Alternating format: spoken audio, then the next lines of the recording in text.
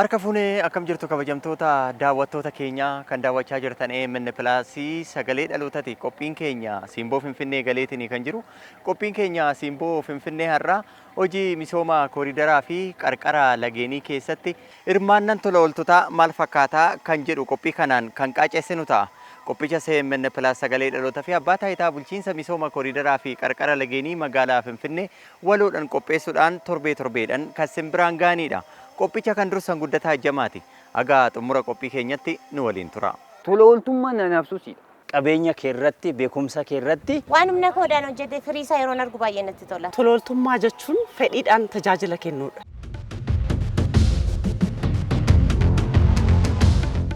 Nagaartaa?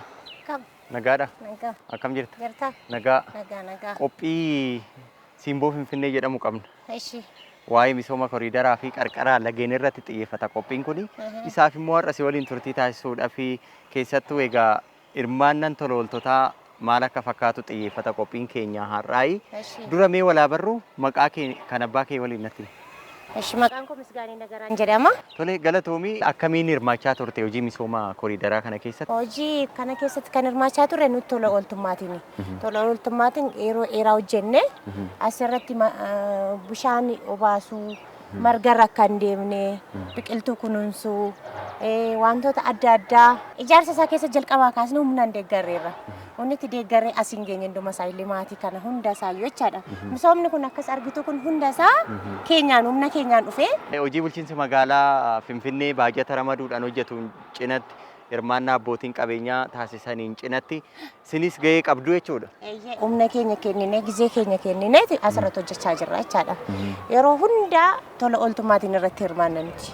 Tola ooltummaa maalidhaa akka namni irree margarra hin deemne akka isaan margarra erga misoomee isin eegdu jechuudha. Erga misoomee isin eegna jalqabas misoomatti erga dhufes akka dhufus kan godhe bunidha jechaadha. Jajjabina bukkee dhaabbannee jajjabeessinee misoomni akkas argitan akkas bareedee kuni tola ooltummaa bukkee mootummaa bukkee dhaabbanneeti bari. Gaafa misoomni kooriidaraa jalqabu inni maallaqa qabu maallaqaan gaafa gargaaru nuti immoo humna keenyaan rakkoo jiru dhannee ilaaluudhaan karaa naannoo bishaanii irratti misoomeen karaa daandii kooriidarii hojjetameen waa hunda irratti nuti guyyaa guyyaatti seenuudhaan rakkoo jiru achirratti mabiraatii ilaallee boolla yookaan kobilistoonii kan ilaallee kun ka'eera jennee jalaaf beeksisaa jara wajjin hojjechaa jirra amma irratti. Kana yeroo hojjennu nuti faayidaa wayii barbaacha miti. Nuti humna keenyaan magaalattii kana misoomaa jiru utubne bor biyya badhaate arguudha kan nuti feene.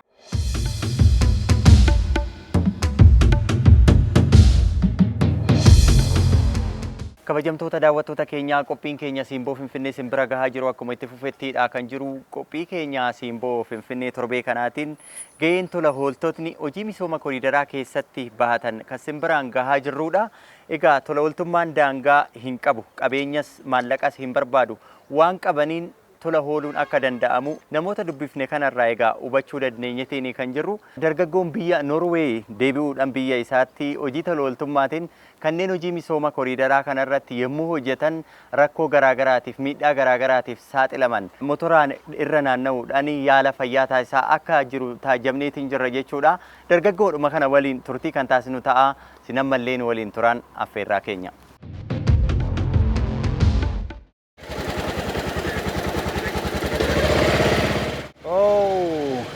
Eshi, amma gara naannoo kamitti jirtaam?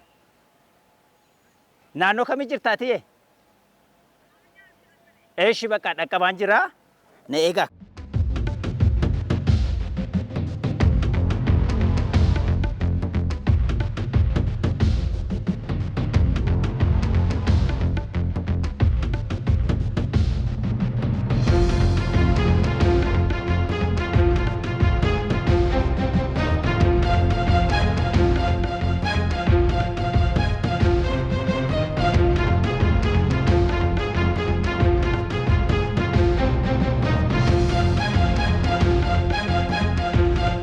Bakka ittiin dhaladhee magaalaa Nageellee Booranaadha. Gaafa daa'imummaa kootiin gara biyya alaa deemee barumsa koo xumuradhee agartee namni makaanikii yoo ta'e abdiin isaa akkuma abbaa isaa ta'uu barbaada. Namni doktora yoo ta'e akkuma abbaa isaa doktora ta'uu barbaada. Namni immoo shufeerii yoo ta'e akkuma shufeerii, namni wottaaddara yoo ta'e akkuma wottaaddara ta'uu barbaada miti. Maatiin koo immoo NLM keessatti hojjetti. Isaan immoo biyya Itoophiyaa keessatti hawaasaallee gara Baaleellee gara Wallaggaallee tajaajila afaan kennaa beeku baay'ee waggaa 27tti Itoophiyaa keessatti tajaajilan. Kanaafuu an barumsaan illee waan warra adiitiin Norwegian Lutheran Mission jedhamu.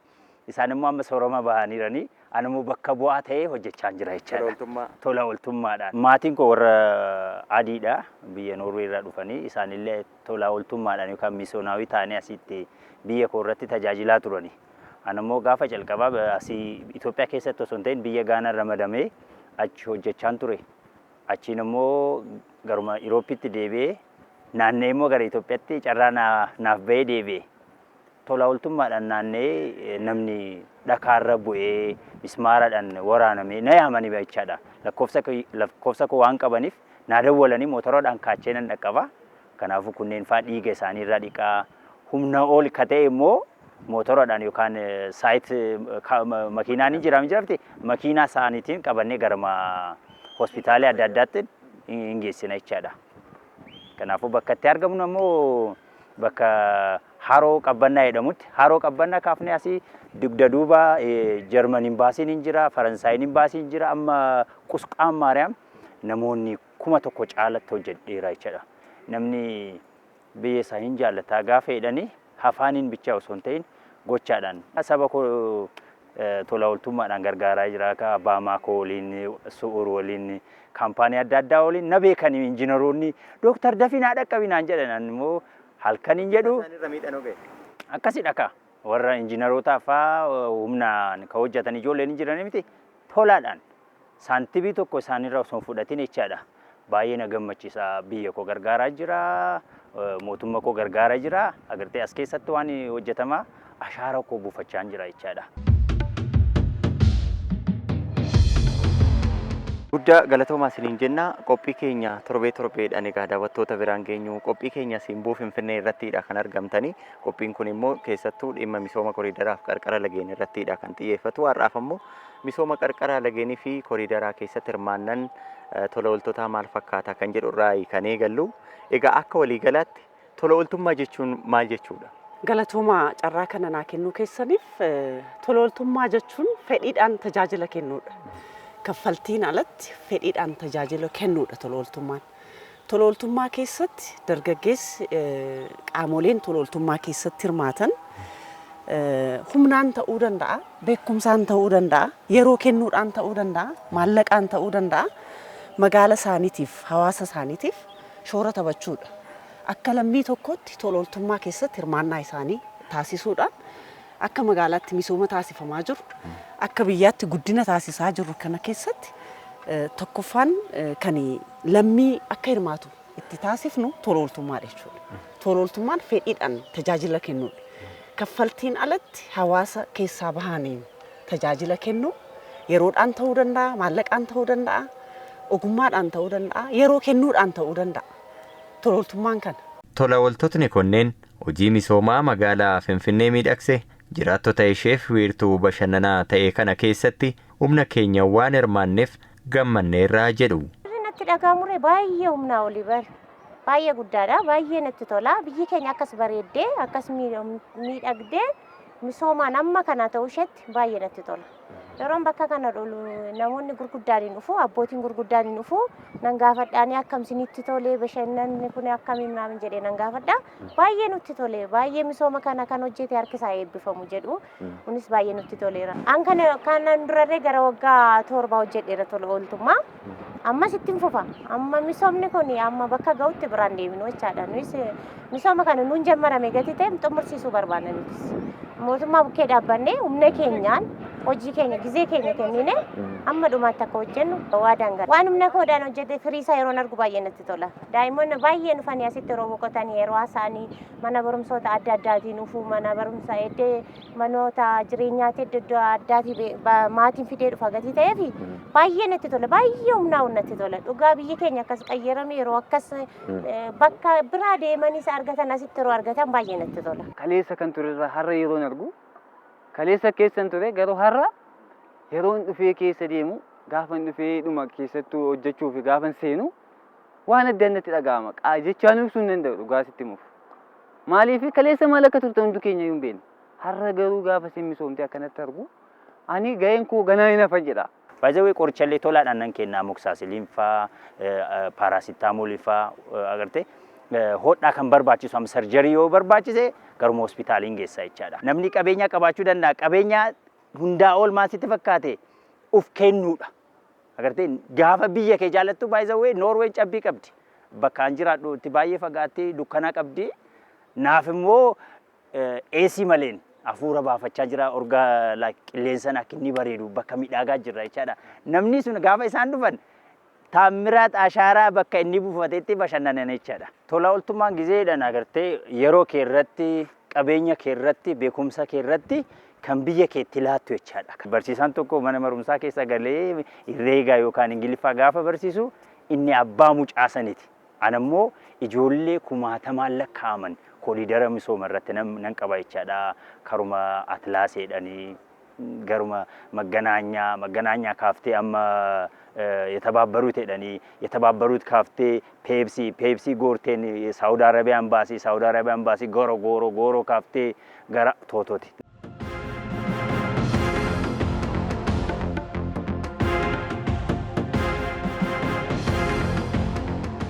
kanneen tola oolan keessaa tokko misooma koriidaraaf qarqara lageenii keessatti hirmaachatiin jiru. Akkamiin hirmaachaa jiru? Gahee isaanii maal fakkaata misooma kana keessatti? Egaa misooma koriidaraa fi qarqara lageenii kana keessatti tola ooltonni haala gaheen isaanii itti bahachaa jiranii misoomni kun hojjetameera. Magaalattiin guddachaati kan jirtu, dorgomtuu taate kan jirtu. Magaala guddachaa jirtu kana keessatti misooma koriidaraa fi qarqara lageenii misoome kana kunuunsuu barbaada. Dhalaaf dabarsuu barbaada. Dhala dhufuuf dabarsuudhaaf immoo misoomni hojjetamuu qofa miti, eeggamuu qaba, kunuunfamuu qaba. Tola ooltonni misooma hojjetame, misoome kan eeganii jechuudha. In kunuunsanii, in eeganii dhala dhufuuf akka darbu immoo taasisani. Hojiin hojjetame kun amma gaa koriidara kana keessatti qaamoleen jiraattonni magaalaa koriidara kanaan bashannanaa jiru, daawwachaa jiru. Guddina magaalittii qofa miti. Guddinni sammuun jiraattonni magaalaa keessa jiran hojii hojjetame kanaan sammuun isaanii in bashannana, abdii horata, magaalli guddachaa jirti. Ani hoo gahee qooda kan koo fudhachuudhaaf eessattiin hiriira jedhee gaafata jechuudha. Kanaafuu qoodni isaanii misoome kan eeguudha, kunuunsuudha. Akka namni hin balleessine, namni akkuma misoomsutti balleessuus danda'a. Akka hin balleessine, akka immoo wantoota garaagaraatiin hin fashaloofne kunuunsuudha, eeguudha. Eeguu qofa miti haalli ergama kana kenninee itti hordofaa, itti deeggaraa jiru dargaggoota 200 ol ta'an bakka kutaawwan magaalaa misoomni kun misoome irratti bobbii fudhatanii hojjetaati kan jiran.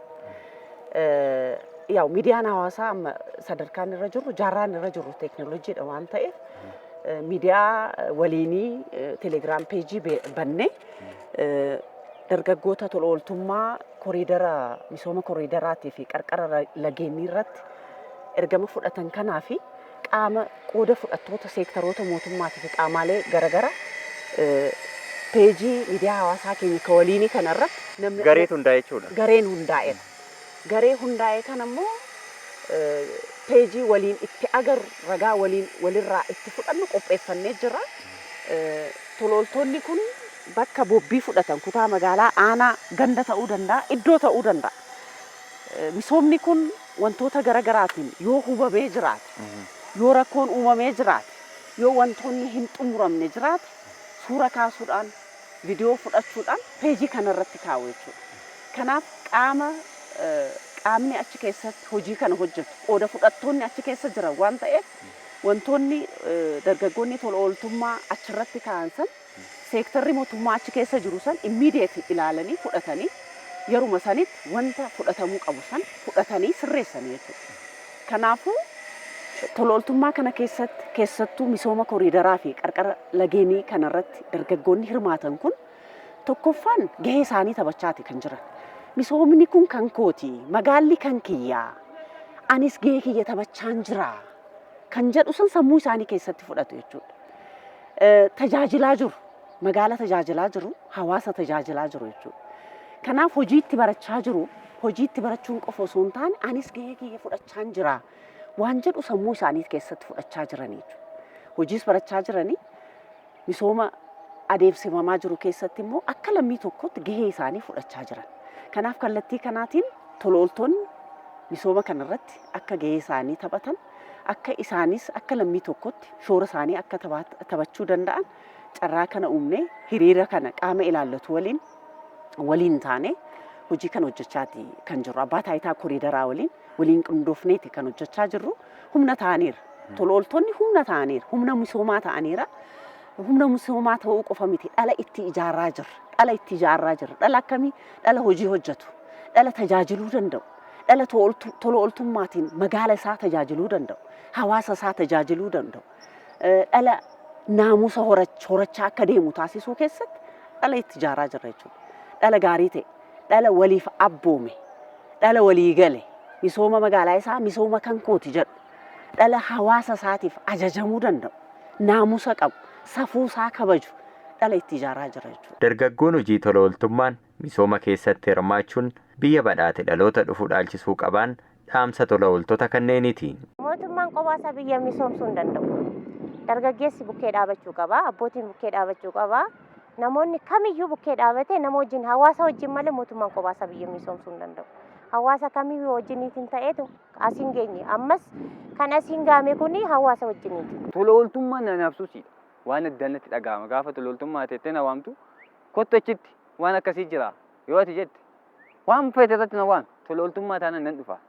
Maaliif qaama kiyyaan wal bare jedhe dhiiga kiyya. Maaliif gahee kiyya maaliin baadhe jechuudha. Dargaggoon keenya kana hubatanii misooma kana wal bira dhaabbannee eegnee humna qabna. Yoo tumsine biyya guddatti argina. Kanaafuu kottaa waliin hojjennu jedha. Ammas dargaggeessi Finfinnee keessa hedduudha kan jiru. Kanneen immoo tola ooltummaadhaan misooma keessattis haa ta'u hojiilee garaagaraa keessatti hin hirmaanneef dhaamsa maal dabarsitu? Tola ooltummaan nama qofa ta'uu barbaada. Saffar biraa hin qabu. Namni tokko biyya isaatiif, hawaasa isaatiif, magaala isaatiif akka namaatti gahee isaa taphachuutu irra jiraata jechuudha. Waamichi ani taasisu yoo waliin taane, yoo wal gargaaruu dandeenye, raajii akka hojjechuu dandeenye baroottan darban ragaa nuu ta'aniira, agarreera. Yoo waliif dhaabbachuu dandeenye rakkoo nuu ol ta'u akka hin jirrees agarreera. Kanaaf immoo kan wal gargaaruu qofa miti. Dhala wal gargaaruu danda'u, dhala waliif ajajamuu danda'u, dhala waliif abboomuu danda'u, dhala biyyaaf of dursu, dhala magaala misooma magaalaatiif of dursu akka ijaaruu dandeenyu agarreera. Kanaafuu qaamoleen jiraattan magaalaa Finfinnee keessa jiru martinuu ollaa isaaniitiif, maatii isaaniitiif, hawaasa isaaniitiif, aanaa fi kutaa magaalaa jiru keessatti humnaan, beekumsaan, ogummaadhaan, maallaqaan waan danda'an mara amma keessattuu tola ooltummaa gannaa jalqabneera. Tola ooltummaa gannaa keessatti sagantaawwan garagaraatu jira. Sagantaa isaan barbaadan dhiiga kennuu ta'uu danda'a, ma'addii qoodduu ta'uu danda'a, ijaarsa manneenii ta'uu danda'a, tiraafikingii keessatti hirmaannaa fudhachuu ta'uu danda'a, nama tokko maatii tokkoof ta'uu danda'a. Kanaaf gahee isaanii akka taphatan, akka lammiitti waan gochuu danda'an san isaanis akka gochuu danda'an waamichan dabarsa. Waliin yoo taane waa hedduu jijjiiruu dandeenya, rakkoo keenya hiikuu dandeenya, rakkoo ofiin hiikuu dandeenya. Kanaafuu namni bakka jirutti akka wal gargaaru carraa kana fayyadamee dhaamsan dabarfachuu barbaada.